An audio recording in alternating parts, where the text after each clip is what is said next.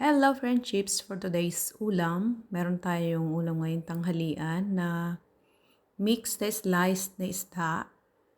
May tuna yata to, espada, and beam, sea beam. Basta halo-halo siya, ganito na siya. Puro laman ng isda. And pangluto natin yung santol. Pang sinigang.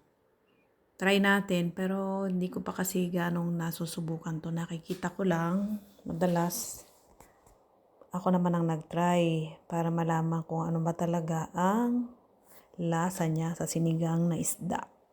Pinangsinigang ko tong santol instead na sampalok. Ayan yan. Pinakuloan ko muna siya. Tapos nung siguro mga 15 minutes na pakuluan yung santol, nilagay ko na tong mga isda. Tinimplahan ko na rin siya. May asin, may luya. Kung gusto nyo naman nalagyan ng pampalasa, bechin, magic sarap, o kahit ano, nilagyan ko lang siya ng vegetable na cubes. And yan. Pakuluan natin siya ng mga siguro 30 minutes. Depende kung gaano ka lambot sa inyo. Pero ako 30 to 35 minutes okay na yon. Kasi hindi naman malalaki gaano yung isda. Na-slice na rin. And yan. Tinakpan ko and after 15 siguro. Yan. Kumukulo na ang ating sabaw. Sarap ng pagkaluto. Parang malasa kasi yung santol, parang nagbigay siya ng kulay din. 'Di ba? Hindi ko na nga nilagyan ng gulay. Para malasahan ko yung sabaw mismo ng santol. Ayan. Paluto na siya. Sarap. Para siyang talaga. Malinamnam.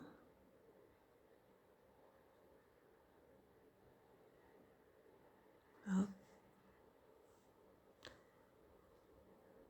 Ayan. Paluto na ang ating sinigang sa santol na isda. Tikman natin ang sabaw. Sarap. Okay na. Malambot na ang isda. 35 minutes.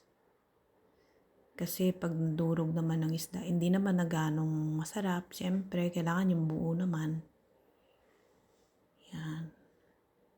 Ayan na nga. Nagkakahiwa-hiwalay na. Kaya ibig sabihin, lutong-luto na rin siya. Sarap. And, tikman natin ang sabaw. Yan, sarap ng sabaw niya. Promise talaga. Very first time ako nagluto ng santol na fresh, na pang-asim, and the best. Malasa ang sabaw. Yan. So, kain na tayo, friendships. Yan. Tapos makikita mo yung isda. Makikita mo siya may mantika, siyang kusa yung sa niya, laman. Yan. Sarap, malambot.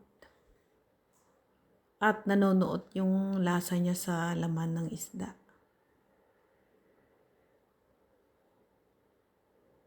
Yan. And syempre, sandok na tayo at matikman ang ating sinigang na isda sa santol. Ayan, ang sarap. Malambot na malambot ang laman. Syempre, yung santol, pwede mo na rin siyang kainin na naluto ng ganyan. And masasabi kong masarap din kasi malambot na siya. Tapos, pinang-asim mo na rin siya. So, doble ba? And if you want to try nyo lang. Kasi sa akin, nagustuhan ko yung sabaw nito. Simpleng lasa niya pero napakasarap. Siguro kung may gulay din kagaya ng kangkong, okay lang, masarap din. Trinay ko kasing walang gulay para Nalasahan ko talaga yung asim ng santol. Napakasarap. Yan. So, thank you for watching, friendships. See you next videos. Kain na tayo. Ayan. Higop tayo ng sabaw. Bye-bye. Love, loving. God bless. See you next videos.